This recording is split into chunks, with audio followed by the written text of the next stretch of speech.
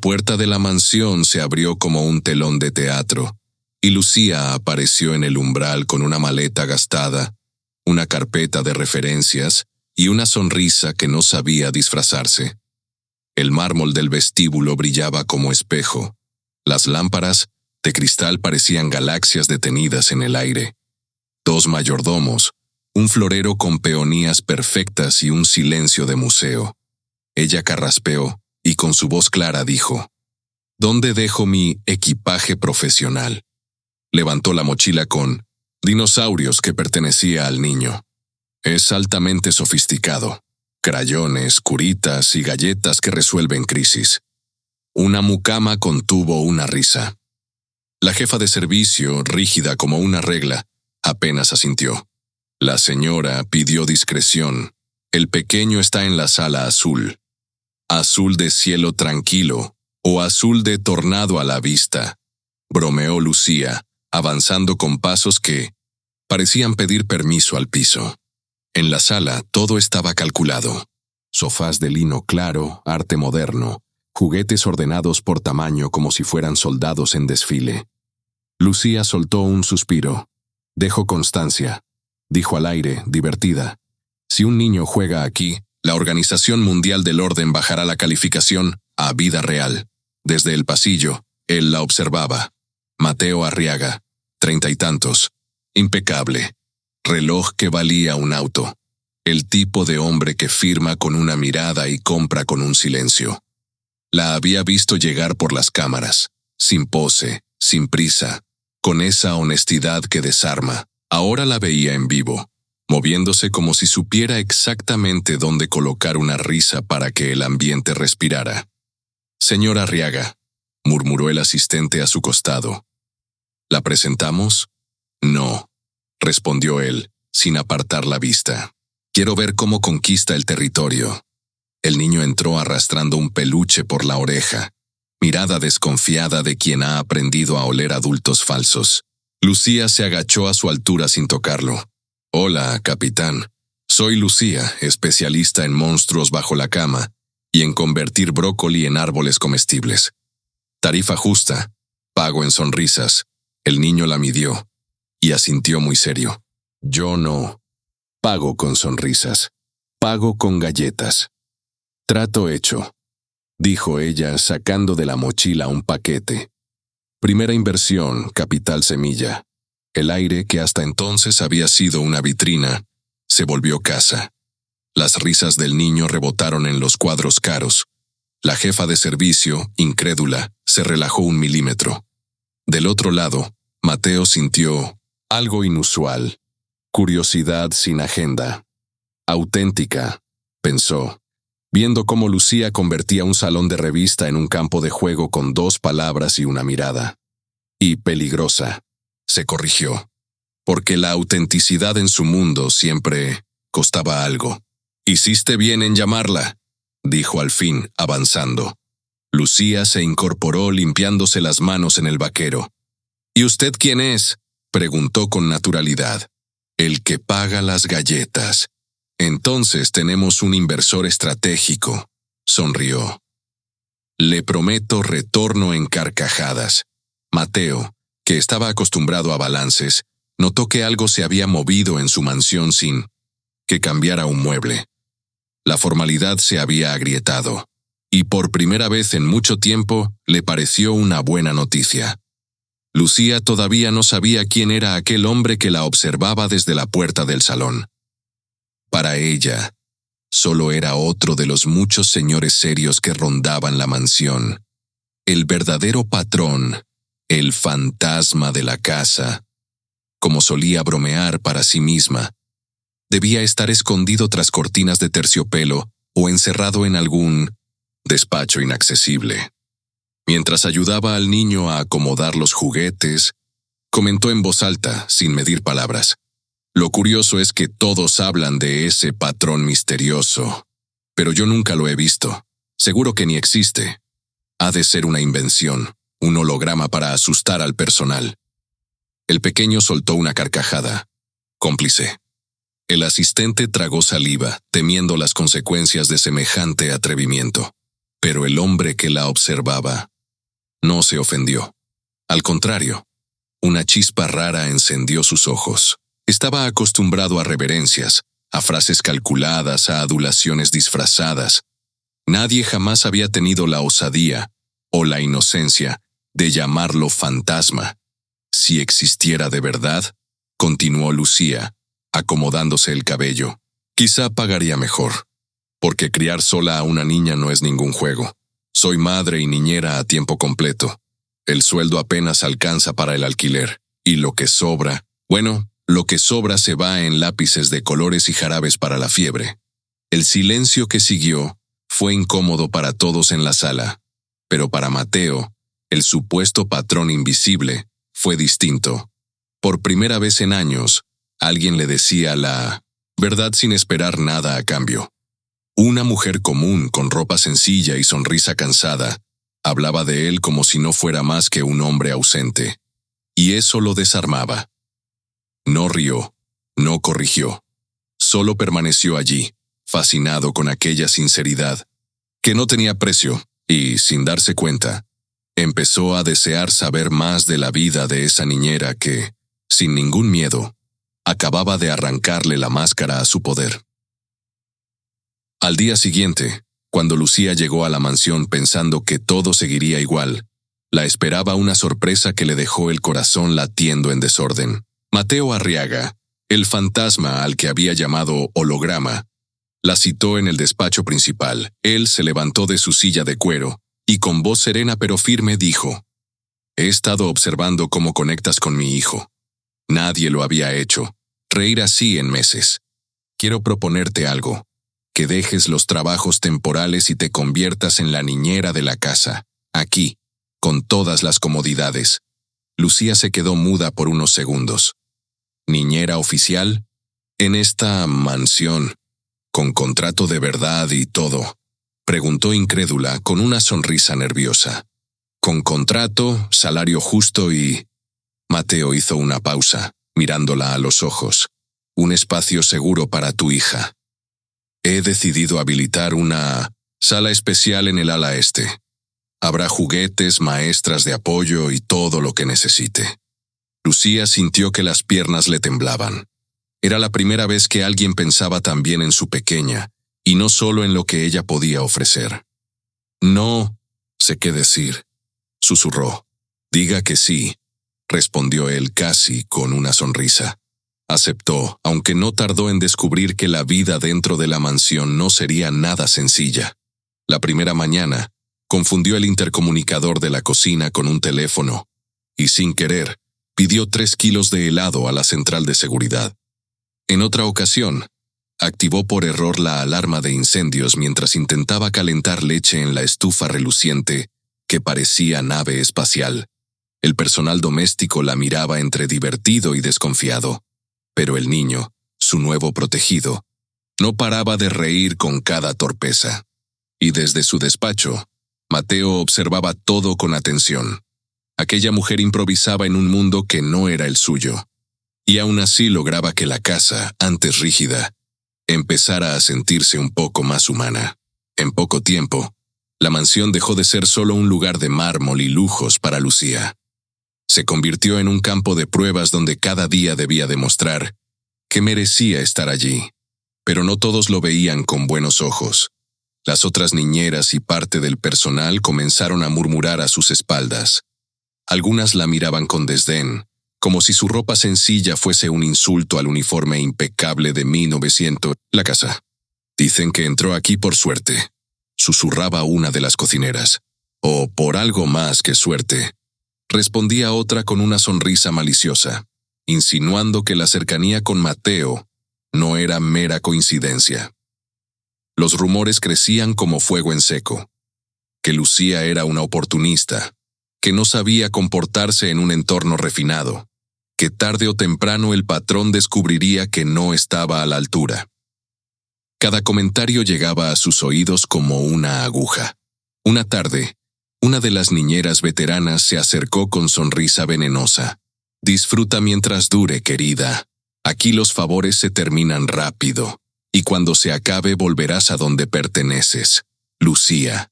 Tragó saliva, pero respondió con humor para no mostrar miedo. Si me echan, al menos me llevaré unas cuantas recetas de cocina francesa gratis. Por dentro, sin embargo, la preocupación la devoraba. Su sueldo nuevo aún no alcanzaba para cubrir las deudas acumuladas del alquiler atrasado. El casero la presionaba con llamadas cada semana. La nevera en su pequeño departamento estaba casi vacía. Y aunque en la mansión los pasillos parecían pintados de abundancia, ella sabía que bastaba una decisión equivocada o un rumor venenoso para perderlo todo.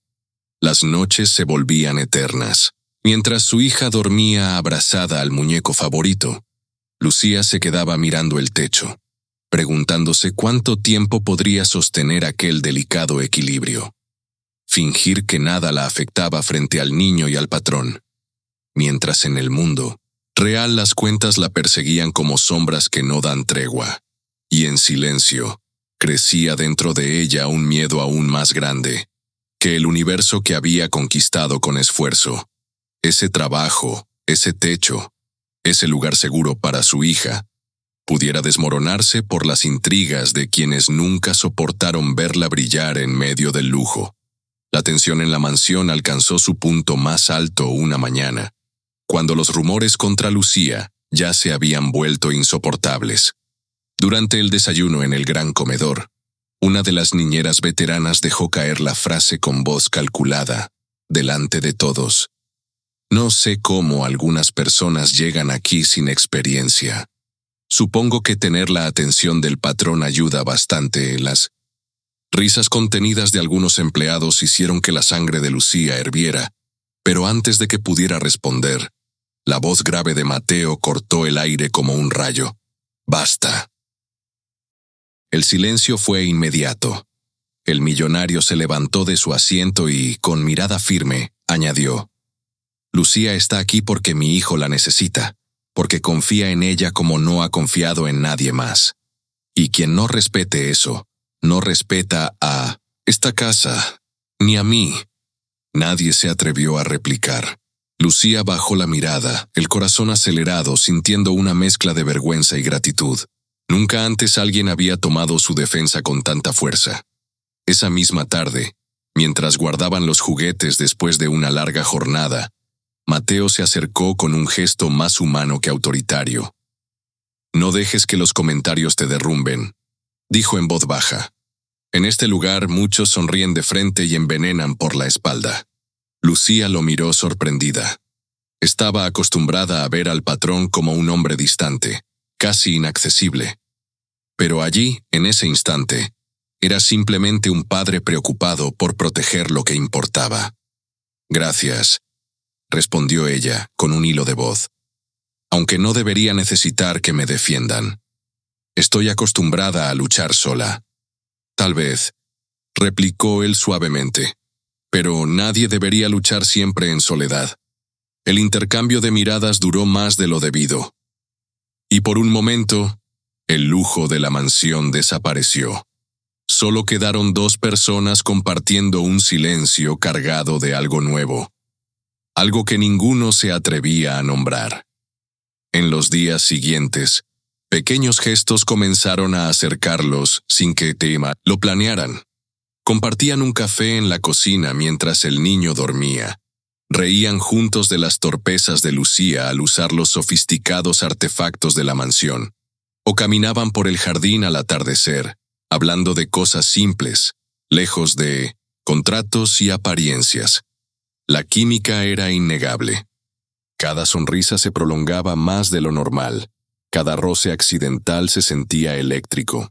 Y aunque ambos sabían que ese acercamiento podía volverse un escándalo, la verdad era que la mansión ya no era solo un lugar de trabajo. Empezaba a ser el escenario de una historia donde la ternura y la atracción se entrelazaban en secreto. Oportunidad de un respiro llegó en forma de invitación. La mansión se preparaba para una gran fiesta de gala, con empresarios, políticos y miembros de la alta sociedad. Mateo insistió en que Lucía debía asistir, no como empleada, sino como invitada especial. Lucía dudó hasta el último segundo. Se probó el único vestido prestado que tenía, y frente al espejo murmuró: Pareces una intrusa en un cuento, de hadas. La noche brillaba con lámparas de cristal y música de violines. Los salones resplandecían de oro y champaña, mientras Lucía caminaba insegura entre vestidos de seda y joyas que costaban más que su departamento entero. Mateo no se apartaba de su lado. La hacía reír, le ofrecía su brazo con naturalidad, como si aquel fuera su lugar. Todo parecía perfecto hasta que los flashes comenzaron. En un rincón, discretos pero rápidos, fotógrafos capturaban cada gesto. La manera en que Mateo inclinaba la cabeza para escucharla, la risa de Lucía que lo desarmaba, la complicidad evidente en sus miradas. Al día siguiente, los titulares estallaron en los periódicos y portales de chismes. El patrón Arriaga sorprende con misteriosa acompañante en su propia mansión. Niñera o novia secreta. ¿Quién es la mujer que conquistó al empresario? Las fotos eran implacables. Él tomando su mano, ella sonriendo con timidez, ambos demasiado cerca para parecer simples conocidos. En cuestión de horas, Lucía pasó de ser invisible a convertirse en blanco de todos. Las otras niñeras cuchicheaban más fuerte que nunca. Algunas criadas evitaban mirarla a los ojos, y en los círculos sociales la acusaban de oportunista. Entró como niñera, y ahora quiere ser señora de la casa. Decían en voz baja. Una, casa fortunas con suerte, añadían otros. Lucía sentía el peso de cada mirada, cada comentario venenoso. En las calles, incluso desconocidos murmuraban al reconocerla de las fotos. Lo que había empezado como un instante de ternura se había convertido en un escándalo público. Y aunque Mateo se mantenía firme a su lado, ella sabía que ahora su vida nunca volvería a ser la misma. La tormenta mediática apenas se había calmado cuando un fantasma del pasado decidió aparecer. Lucía regresaba una tarde de dejar a su hija en la escuela, todavía con la tensión de las portadas en la mente, cuando lo vio esperándola apoyado en un coche de lujo alquilado. Traje, elegante pero mal ajustado, sonrisa ensayada. Era Esteban, su ex, antiguo heredero de una familia adinerada que lo había perdido casi todo por malas decisiones. Un hombre que en su momento eligió el dinero fácil y la fiesta antes que hacerse cargo de su hija recién nacida. Ahora estaba de vuelta, con el brillo falso de alguien desesperado por recuperar poder. Lucía, dijo con voz suave como si nada hubiese pasado. ¿Cuánto tiempo? Demasiado poco para mí, respondió ella con frialdad, intentando pasar de largo. Él se interpuso. Vi las fotos en los periódicos. Con Arriaga nada menos. Ya no eres solo una niñera cualquiera. Ahora podrías ofrecerle a nuestra hija una vida que yo... Sonrió midiendo cada palabra. Que yo también podría darle si me lo permites. Lucía apretó los dientes. Ahora te acuerdas que tienes una hija. Después de años de silencio, apareces cuando hueles. Dinero, el tono de Esteban cambió. La amabilidad fingida se desmoronó. No me subestimes. Tengo derechos, Lucía. Podría pedir la custodia compartida. Los jueces son sensibles a la figura paterna, sobre todo si el ambiente de la madre se ha vuelto... Hizo una pausa, disfrutando del veneno. Demasiado escandaloso. ¿Crees que es sano que tu hija crezca en medio de titulares y rumores sobre un romance con tu patrón? Las palabras golpearon como cuchillos, pero Lucía no retrocedió. Dio un paso al frente con la mirada firme. Derechos se ganan con presencia, con sacrificio, con amor. Tú no estuviste en las noches de fiebre, ni en los cumpleaños donde ella preguntaba por ti. No sabes qué comida la hace sonreír, ni qué canciones la hacen dormir. Tú renunciaste a tu lugar el día que cerraste la puerta y no volviste.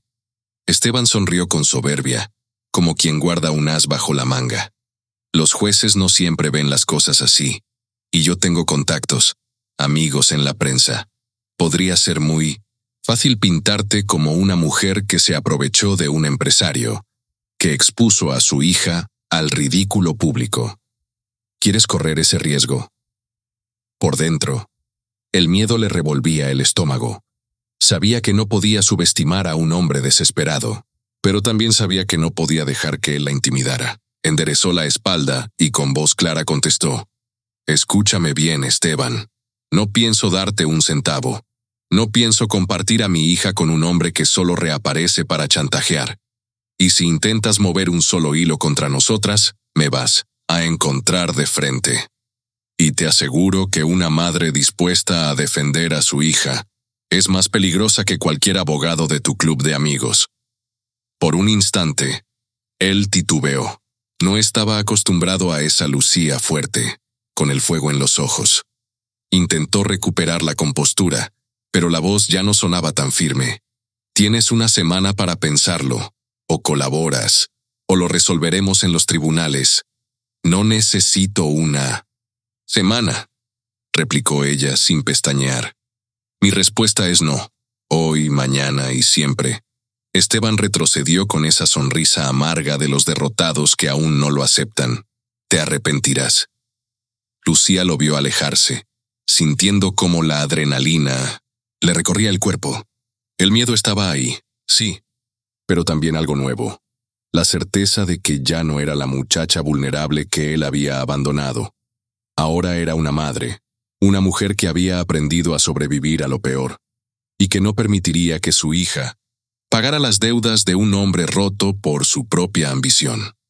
Cuando entró en la mansión esa noche, el corazón todavía le temblaba, pero el rostro estaba sereno.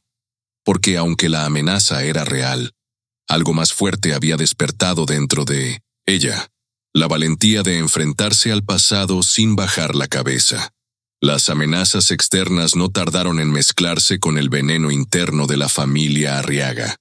La mansión, que brillaba hacia afuera como un palacio de cuentos, estaba corroída por dentro por intrigas de herencia. Primos ambiciosos, tías resentidas, abogados con doble agenda.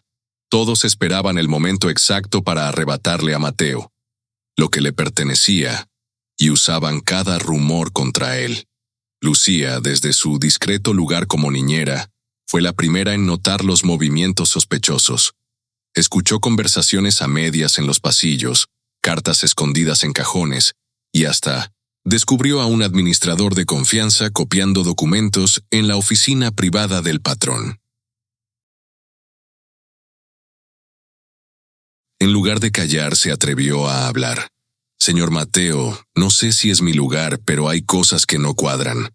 Alguien está filtrando información, y viene de su propia familia». Al principio él la miró sorprendido. No estaba acostumbrado a que nadie en la casa hablara con tanta franqueza. Pero la claridad en sus ojos lo convenció de escucharla. Así comenzó una alianza secreta.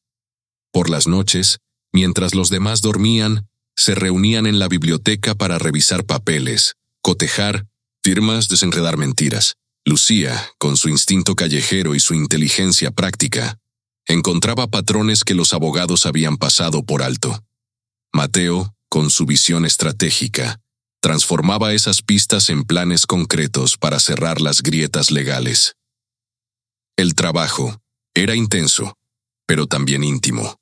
Entre montones de documentos y tazas de café compartidas, se fue construyendo algo más fuerte que la atracción, la certeza de que formaban un equipo real. En un momento de cansancio, Mateo dejó caer la pluma y la observó en silencio. «¿Te das cuenta?», dijo con voz baja.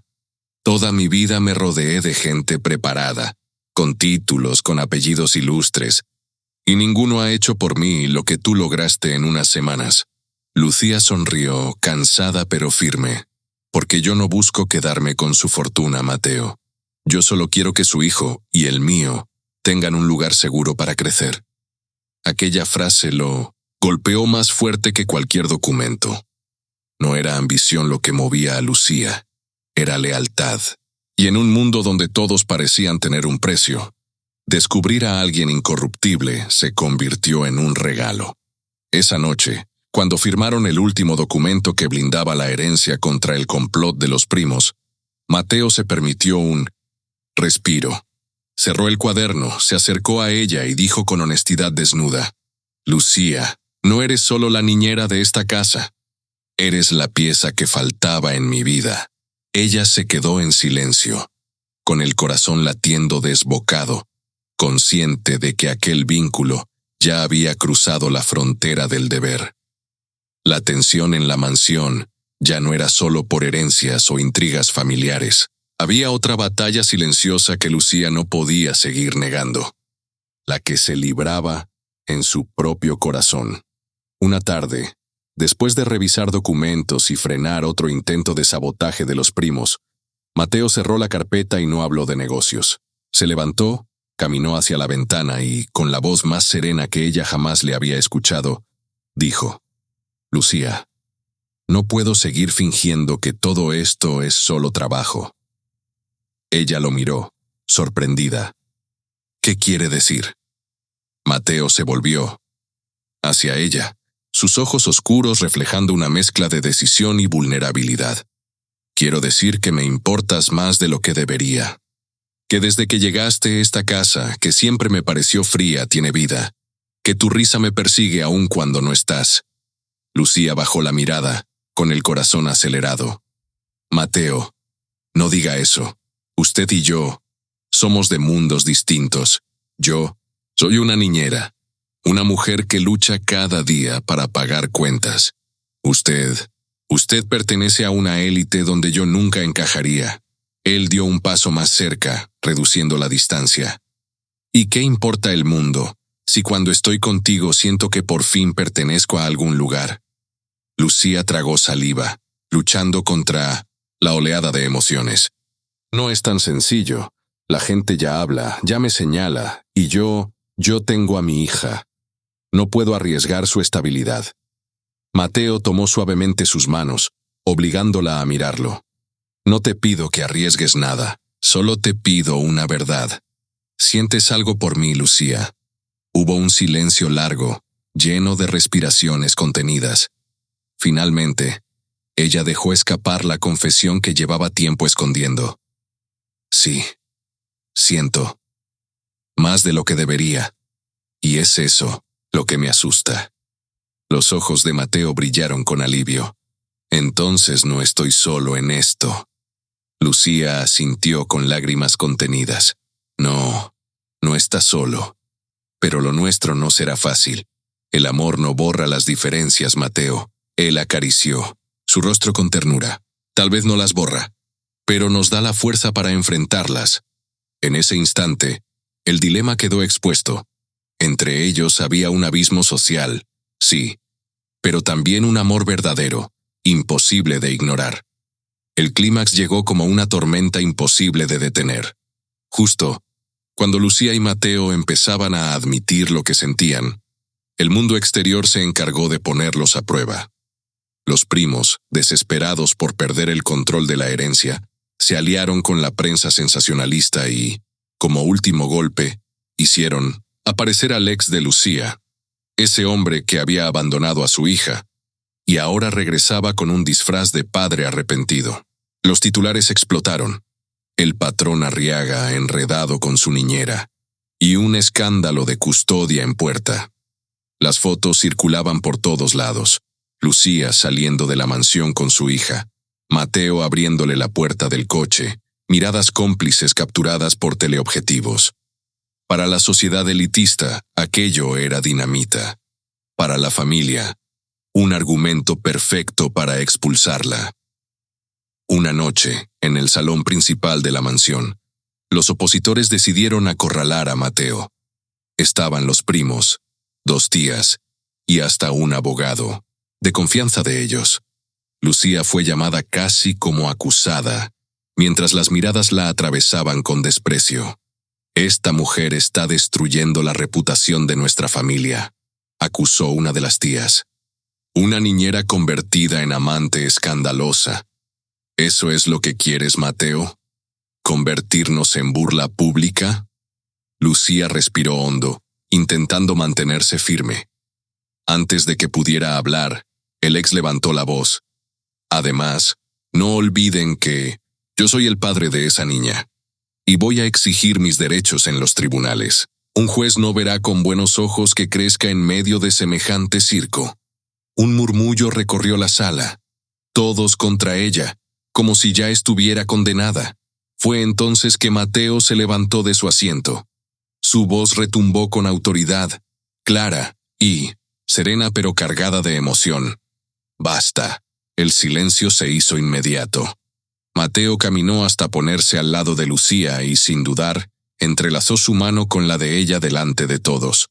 Si alguien aquí tiene dudas, las voy a disipar. Lucía no es una oportunista.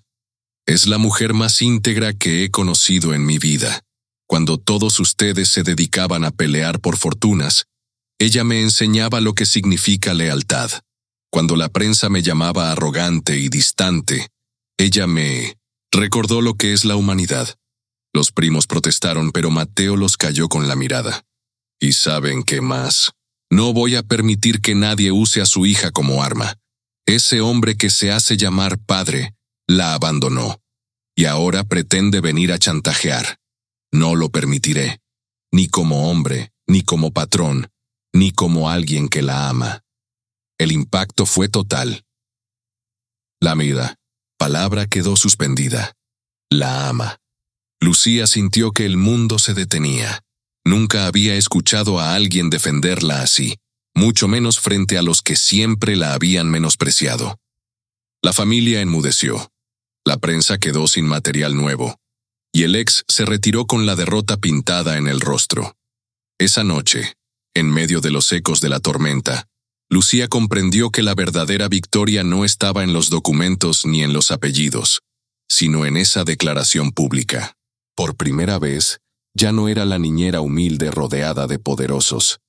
Era la mujer que, con dignidad y amor, había conquistado el respeto de todos, y el corazón del hombre que se atrevió a elegirla sobre cualquier escándalo.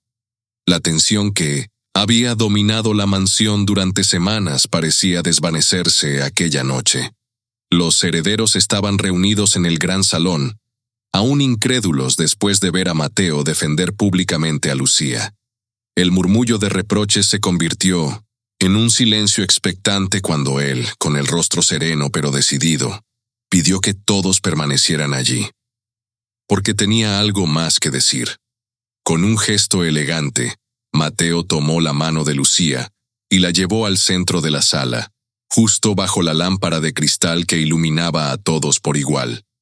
Ella lo miraba, confundida, sin entender qué estaba a punto de ocurrir. De pronto, él se arrodilló.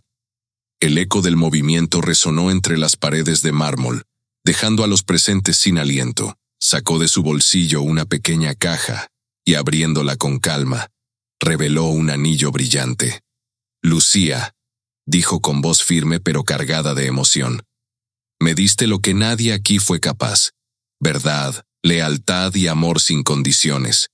No me importa lo que digan, ni la prensa, ni los herederos. Solo me importa que tú y tu hija sean mi familia. ¿Quieres casarte conmigo?» Los murmullos se transformaron en exclamaciones.